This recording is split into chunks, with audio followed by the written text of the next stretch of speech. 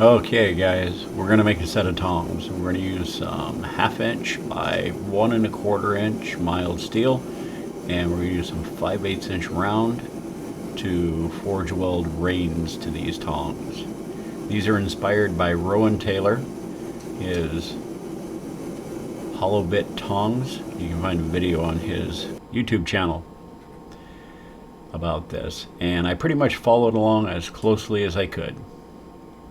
And he used a hammer and anvil and a handheld fuller to isolate that section that I'm working on there. And that section will be the part that we forge weld the reins to.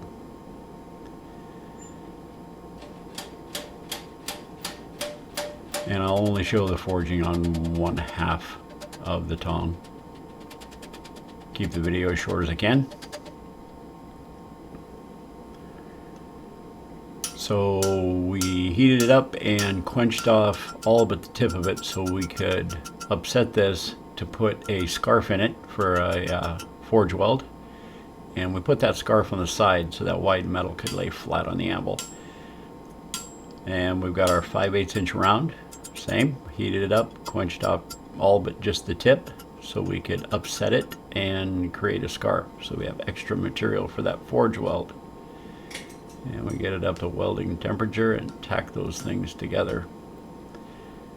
Now the challenge here is that Rowan did this in a coal forge. So after this heat, we can't heat just the ends to weld.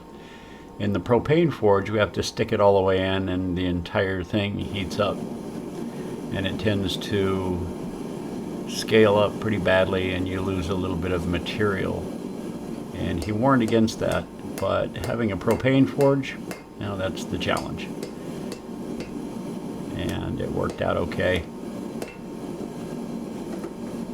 We got through it. So back into the forge. I welded these 3 times. It's what he did in his video, and like I said, I wanted to follow along as closely as possible.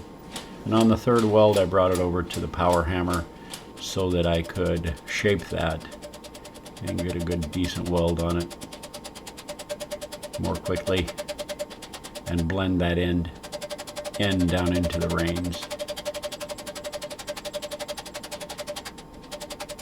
And you can see that rein there is a little bit smaller than the lower portion, and that's a little bit of loss through that forge welding. And I tried not to hammer on that area to reduce it. I tried to keep it to just the scarf area, but the scale and the heat. So I'm looking for my center punch. I punched it up towards the jaw area, 2 inches from the center of what will be the boss. And this fullering here will separate the jaws from the boss, or the bits, whatever you prefer to call them. And keep that nice and flat and dressed up while we're fullering that. And I'll fuller it about a little more than half, maybe 2/3 of the way through that bar. And I don't remember if Rowan gave a dimension or how far to do that, but it seemed about right. And you can see that boss forming down towards the rein there. And then the jaws, or bits, will be formed out of that large square end. So I'm just rounding the edges and drawing it out just a little bit further. By the time I was done with this set of tongs, I had actually drawn that out quite a bit, just shaping it and moving it around and lining things up.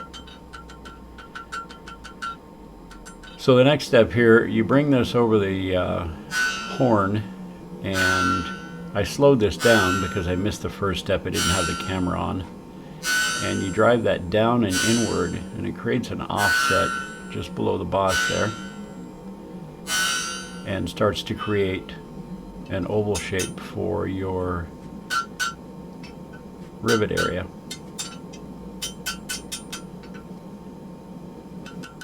And as Rowan explained, you want to work on that and make it sort of an oval shape so that when you drift it, it'll push that material out and it'll round it out. So you heat up just below the boss and you quench off the material, and with a cross peen hammer you drive it over the edge of the anvil, and this creates an offset for the handles. Now, I've not done this before in making tongs. I've used that technique in making S-hooks and back bends, things like that, but not in a pair of tongs. And it's actually pretty clever. It worked out really well.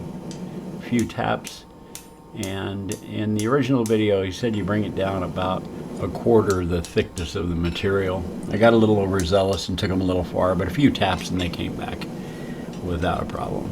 Okay, so we're ready to punch these things. So as he explained, you punch a smaller hole. I did a 1/4 inch, so that when you drift these you haven't removed too much material, and it spreads that material out and makes the boss stronger. And it gives it a nice round shape. There we go. Ready to drift. So before you drift, and this is one of the techniques that I have not used before, but you simply put a mark down the center that you can follow after you've heated them up, and we'll be spreading those jaws out to hold some 5/8 material later. Now we're just cleaning things up. You're going to clean up the hinge plates, make sure that the pivot will move nice and smoothly. Okay, we got our drift in there. You probably saw a video on that drift. This is exactly why I built that thing. It's this sense of satisfaction you get when you're driving a drift through hot metal like that. It just seems right. Then we'll give it a nice little straighten, clean it up, and we'll get ready to do the next one. Now you got to remember, after you've used your drift the first time and you're going on to a second piece real quickly, pick it up with a pair of tongs. I didn't do that. They tend to absorb heat very rapidly, and they get hot, and they stay that way. So you would think after doing this for so many years I would learn, but you know, such is life. And that little drift worked out perfectly. It just drops right through. And there you go, nice big hole for a 1/2 inch rivet. So we cut our rivet material out of mild steel, 1/2 inch. We cold fit it to make sure it's nice and loose, because it will expand when we put some heat to it and get ready to rivet. And it does, so you have to tap the pieces together, but they go together quite easily. And what we'll do is we will center that material equally on either side of the tongs and use the anvil as a rivet header and hammer on the opposite side and go for it. I didn't have it exactly centered, so one side was a little bit thicker than the other one. It didn't make a difference at all. It worked out just fine.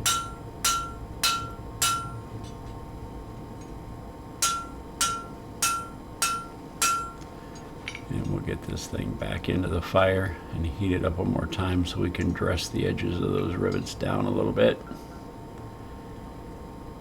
And there you go.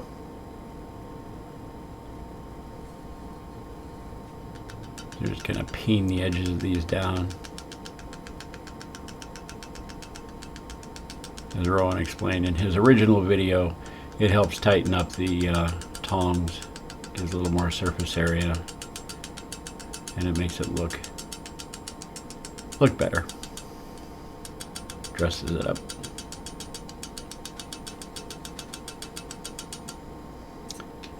So we'll go into the fire one more time and we'll quench off the reins so they don't bend while we're working these out, to make sure that they move nicely on that rivet. And while we have that heat, the reins are nice and lined up because of the offset that we did, but the jaws are misaligned when you get to this point. So you just have to tap them down about halfway on either side till they line up. meet in the middle.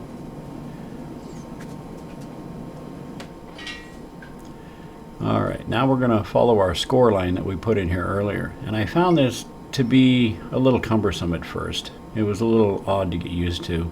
You use one handle to hang down like a pendulum, and that keeps that jaw standing straight up on the anvil. It does move around a little bit, and it was a little bit hard to get used to at first, but it didn't take long.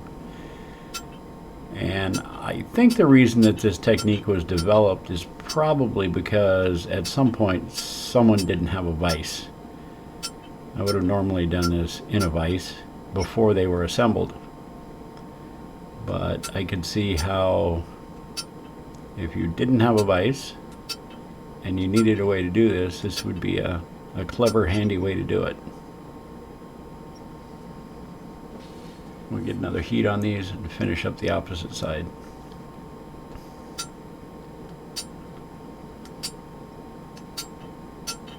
Very nice.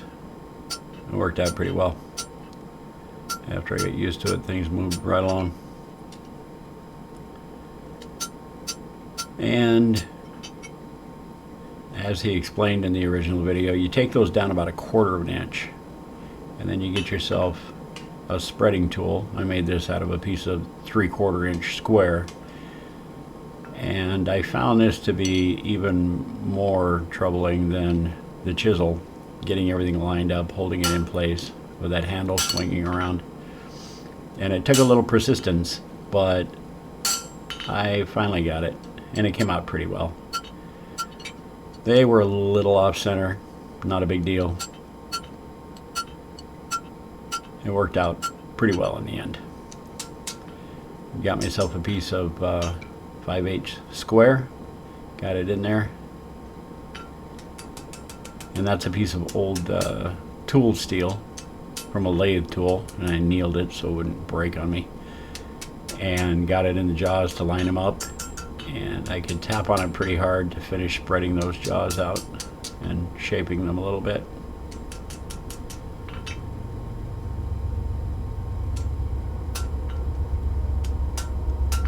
And I followed his video as closely as I could, and I got, I don't know, probably 90%.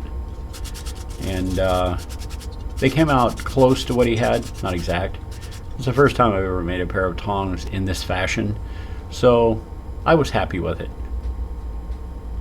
It didn't suck, let's put it that way.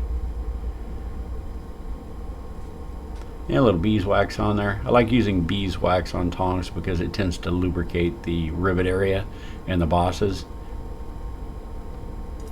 Works out really well. When it cools down, we'll wipe them down. They'll have a nice dark sheen on them. They'll look good and they'll work good. There you go. Well, thanks for watching, guys. I appreciate it. Take care. Be safe. Thanks.